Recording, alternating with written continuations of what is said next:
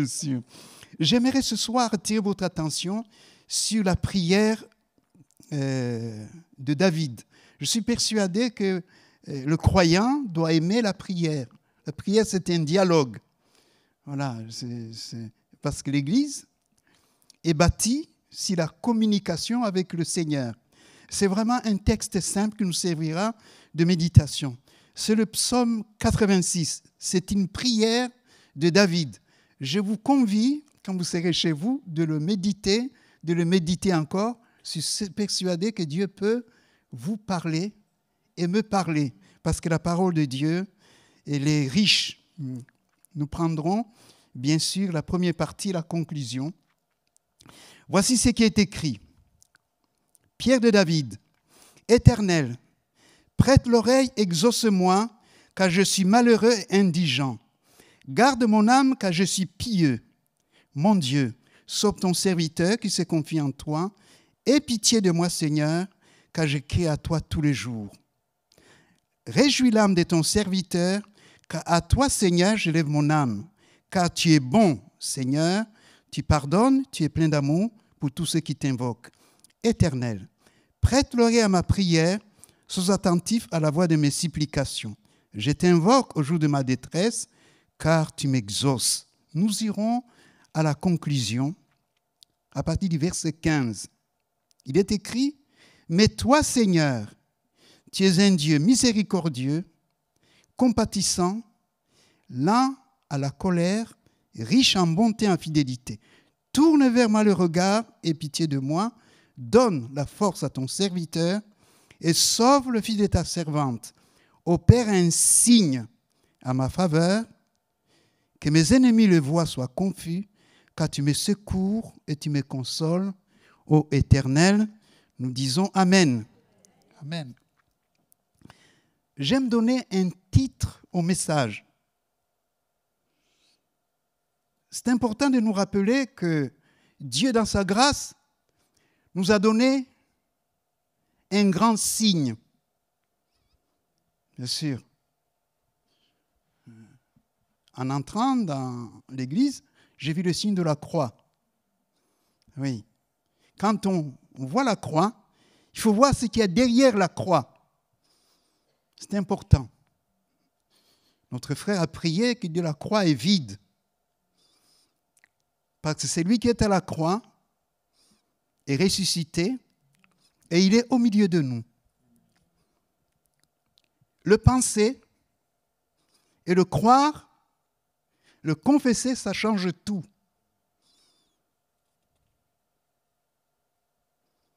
C'est important de nous rappeler que le Dieu de la Bible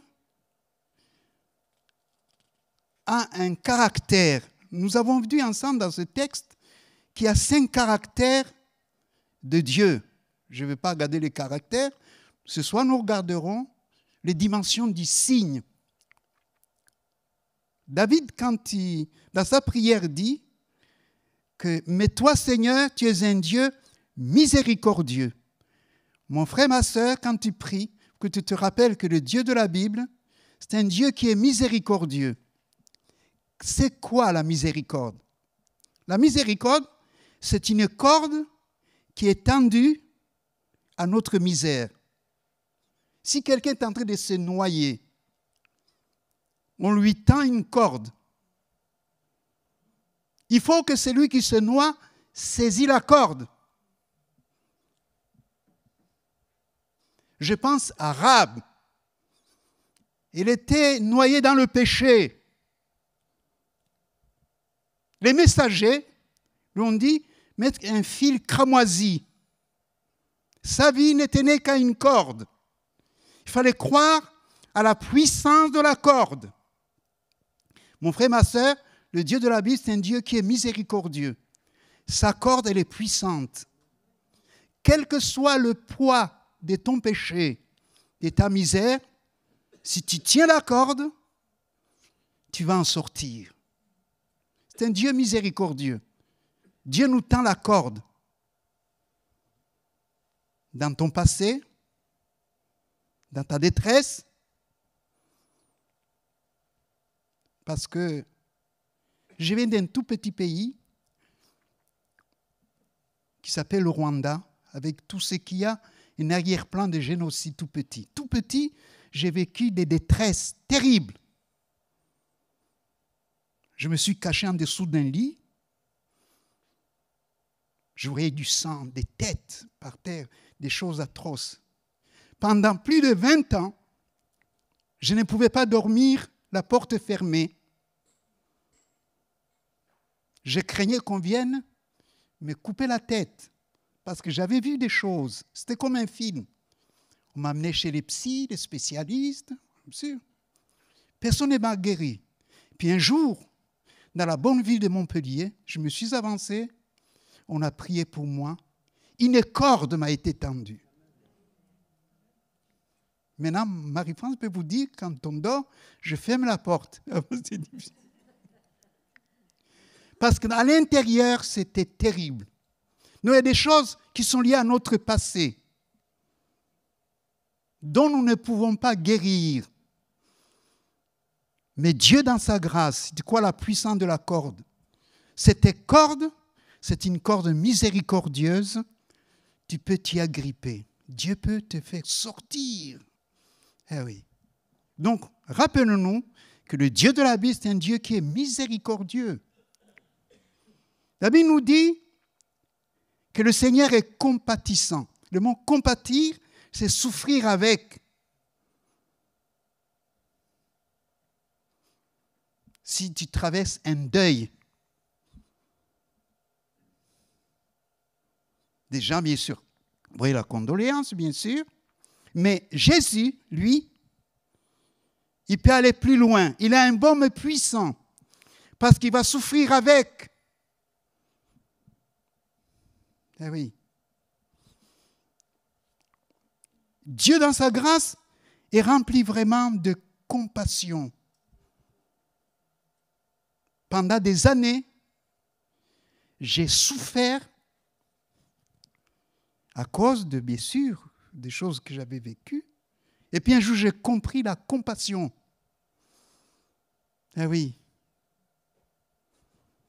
La compassion. Je suis allé faire une visite à l'hôpital. Après la prière, en franchissant la porte de la chambre, le Seigneur me dit, tu ne dis rien. Quand on est pasteur, on parle, hein, pour encourager. Mais je ne savais pas qu'elle a cette sœur qui souffrait. L'autre lui avait dit, tu es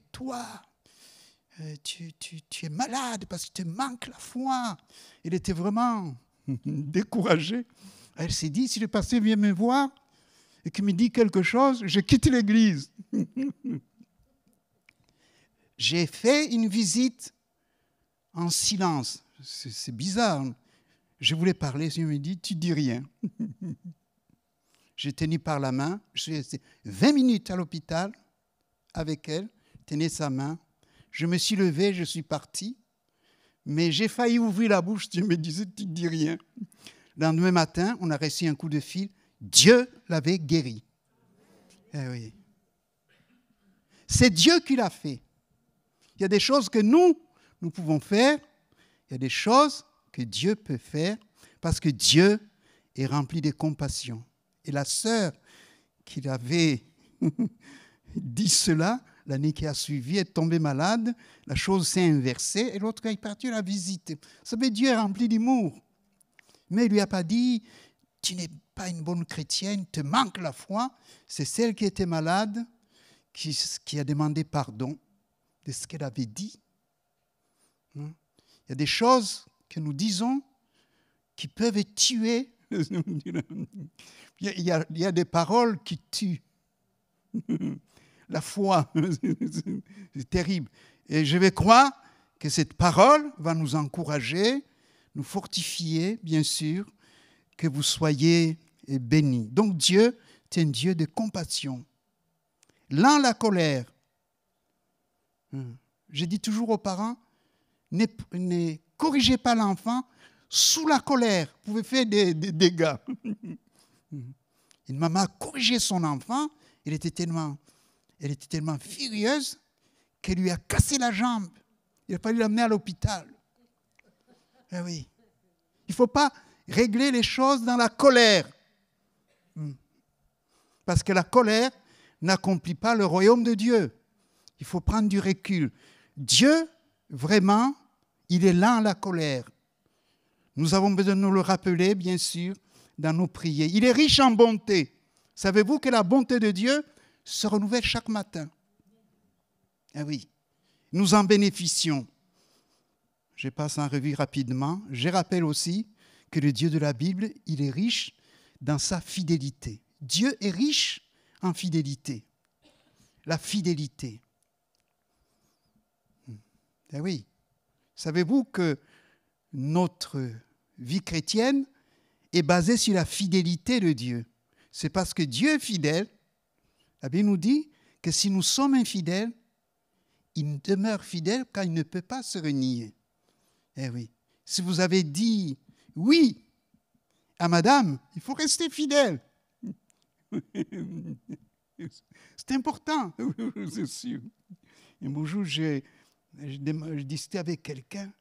Alors j'ai dit, il faut que je rentre vite parce que c'est difficile. Alors je lui ai dit, qu'est-ce qu'il y a? Si j'ai tardé 5 minutes, mon épouse va me gronder me disant où est-ce que je suis passé. Alors je lui ai dit, moi je peux partir une semaine, il n'y a pas de souci. Ah bon? Je dis, c'est pas possible. C'est pas possible. J'ai dit, la confiance. Eh oui. Dieu a confiance. Eh oui. La fidélité, c'est la confiance dans l'alliance. Mon frère, ma soeur, Dieu, il est fidèle. Il nous invite aussi à la fidélité.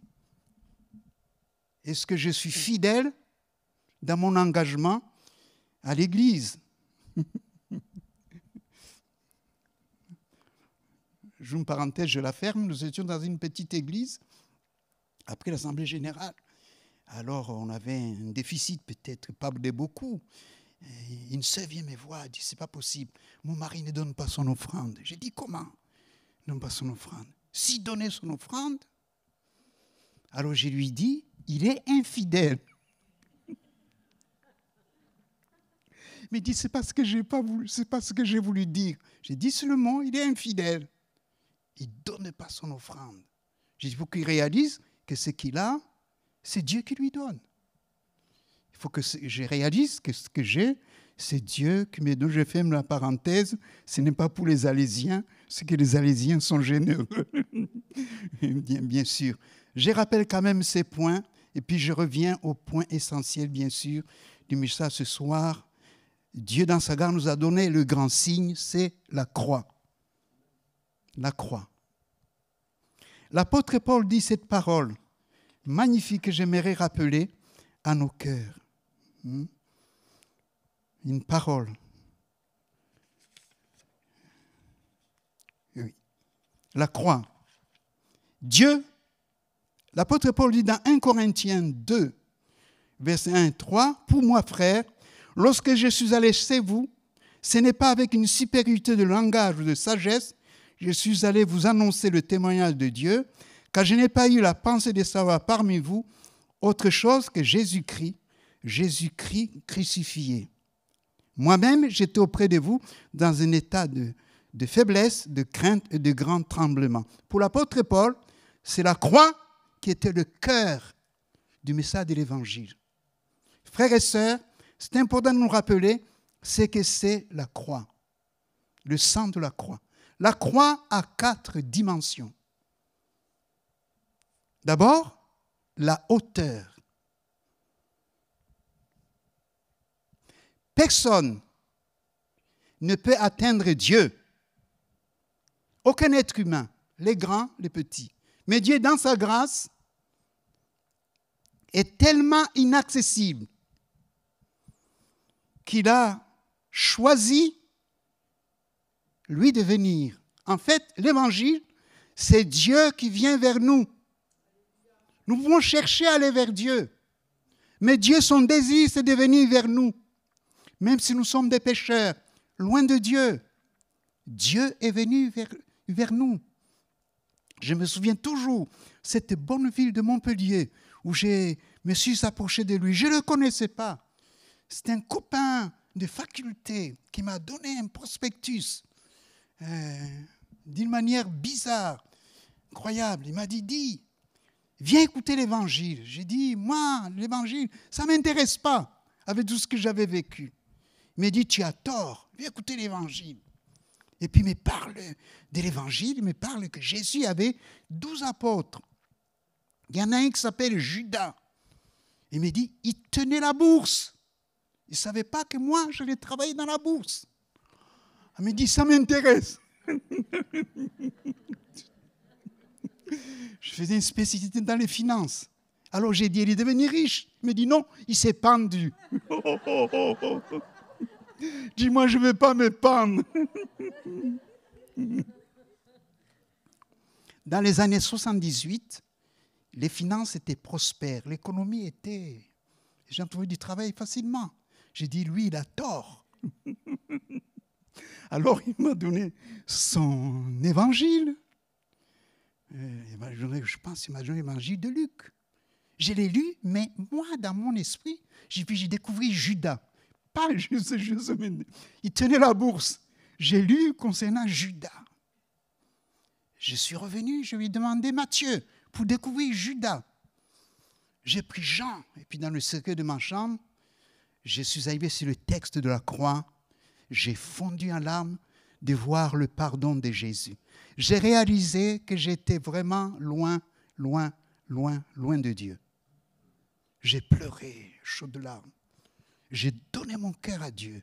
Puis je suis venu à l'église, j'ai acheté la Bible, je suis venu pour la première fois au culte, j'étais au fond de la salle. Il y a eu un don spirituel que je n'oublierai jamais. Toi, qui as la haine dans ton cœur, tu es éloigné, tu es perdu, tu as tout. Oui, tu as des armes de la mort. Et dans mon cœur, je choisis les finances pour gagner beaucoup d'argent, pour régler des comptes à ceux qui avaient fait du mal à ma famille. J'étais vraiment loin, loin, loin, loin de Dieu. Et puis la dame qui interprétait, il a parlé du village de ma naissance. Bon, j'ai dit ici, il y a des sorciers.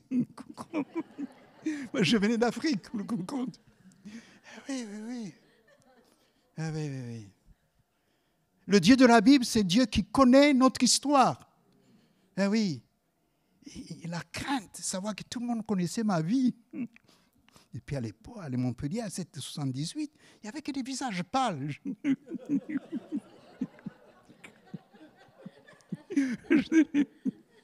Je pense que je devais être le seul Africain dans cette assemblée. Je dis, c'est pas possible. C'était vraiment compliqué pour moi. Mais ça a créé en moi la crainte de Dieu. Et j'ai lu la Bible, je l'ai dévorée. Pour la première fois, je venais connaître que Dieu, j'avais quelqu'un qui me connaissait. Ma vie complètement changé. Oui. C'est important de nous rappeler que Dieu est tellement haut placé que lui, il descend vers nous. Je ne le connaissais pas, je n'étais pas du tout un enfant de cœur. Voilà, ce qui m'intéresse, c'était les finances. C'est tout. Autre chose, ça ne m'intéressait pas. Mais Dieu, dans sa grâce, il est venu vers moi. Je n'étais pas du tout, qu'on dit, terre à terre. Je regardais les choses. J'avais décidé de m'installer au Kenya à l'époque. Beaucoup de jeunes Africains partaient à Nairobi. C'était un endroit prospère. C'est comme beaucoup de gens vont aux États-Unis. C'était ça pour moi. Donc, j'avais calculé d'aller m'installer là-bas et de faire des affaires. Donc, c'est important de nous rappeler que le Dieu de la Bible, c'est le Dieu vraiment qui vient vers nous. Ce n'est pas l'homme qui va vers lui. Beaucoup de gens ont voulu aller vers Dieu, même dans l'Ancienne Alliance.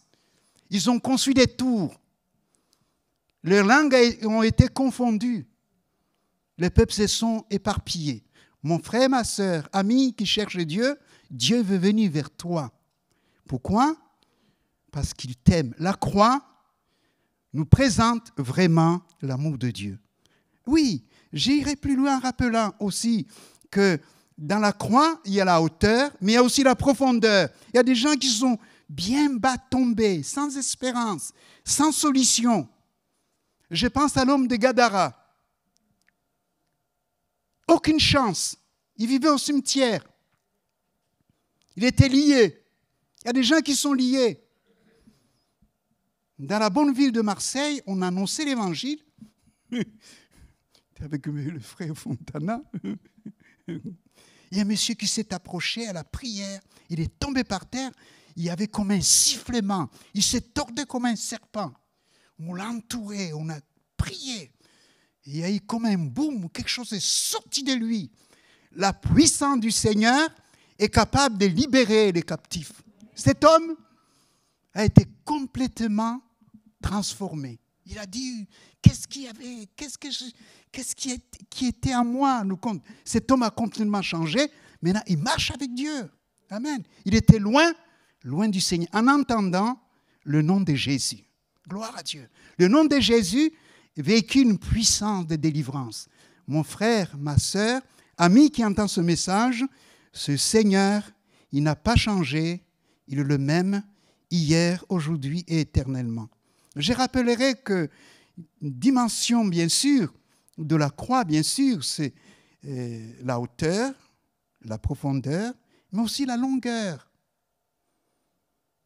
Ah oui, quand je pense à la longueur, je pense au fils prodigue. Le fils prodigue, il a pris les biens de son père. Il est parti dans un pays éloigné, mener sa vie. Il a tout dépensé dans la débauche et puis se retrouve dans le besoin. Ah oui. Mais à un certain moment, il est rentré en lui-même. Parfois dans la vie, il faut rentrer en soi-même pour faire un bilan honnête. Il y a ce que les gens voient, il y a ce que les gens ne voient pas. Rentre en toi-même et fais le bilan honnête devant Dieu. C'est important. Il a décidé, il a dit, j'irai vers mon Père. Eh oui. Dans ce texte, il est dit, j'ai péché contre le ciel et contre toi. Eh oui. Donc, il a fait un bilan honnête. La Bible nous invite à être honnête avec nous-mêmes. Tu peux tricher pendant longtemps, mais c'est le moment pas marcher. Dans le moment, on va se rendre compte que ça ne marche pas. Donc, quand il est revenu, avez-vous remarqué, le Père l'attendait. Je suis sûr que ce soir, Dieu t'attend. Ah oui, il t'attend pour que tu reviennes. Il attendait, il n'a pas grondé, il devait sentir mauvais, sentir le cochon, la saleté, il avait tout dépensé, il était sans le sou, il avait tout dilapidé. Et le Père va le renouveler, le guérir, le restaurer. Et la Bible nous dit que mon fils qui était mort est revenu à la vie. Ils ont commencé à se réjouir. C'est formidable. Il a changé les habits. Dieu nous donne des habits nouveaux. Une alliance. Il rentre dans l'héritage, formidable. Des chaussures pour marcher, formidable. Et la fête a commencé. Donc, pour le Père, il y a une attente. Je suis sûr que Dieu attend que les brebis rentrent dans la bergerie. Ceux qui sont blessés, ceux qui se sont éloignés, Dieu les attend. Dieu n'a pas changé. Amis, ce soir, peut-être que dans tes blessures, dans tes souffrances, Dieu attend que tu reviennes. Tu peux revenir parce qu'il est là ce soir pour te faire du bien. Je rappellerai aussi, bien sûr, que la croix a une dimension de largesse. Dieu n'est pas étroit, il est large.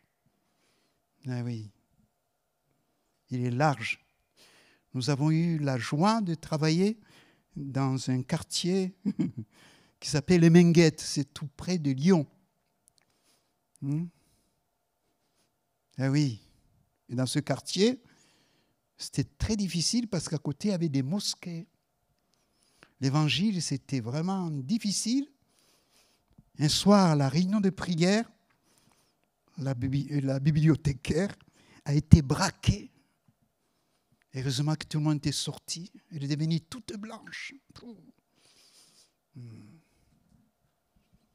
On aurait pu perdre quelqu'un, mais comme il y avait la prière, ce jeune tremblait avant qu'il puisse dégainer. Voilà, on aurait pu avoir un mort.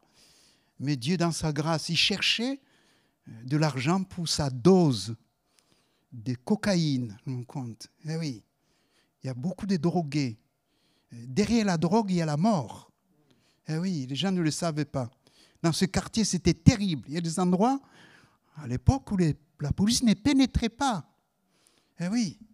Mais l'Évangile est capable de percer. Eh oui. C'est magnifique, le conte. Eh oui. Dieu n'est pas étroit. Eh oui. Je me rappelle ce jeune, j'ai appelé X, qui avait reçu une balle dans la jambe. Je vais demander à ses copains, comment va un tel? Il me dit, oh, monsieur le pasteur, on va lui couper la jambe, son pied a gangréné. J'ai dit, il faut l'inviter ce soir. Il y a la réunion de prière, Sina Issa va le guérir. Parce que chez les musulmans, ça s'appelle Jésus, Sina Issa. Et le soir, il est venu en boitant. Oh, j'ai dit à l'église, on va prier. À la fin, bien sûr, il a écouté, il était attentif. J'ai dit, Seigneur, si tu ne le guéris pas, on est cuit.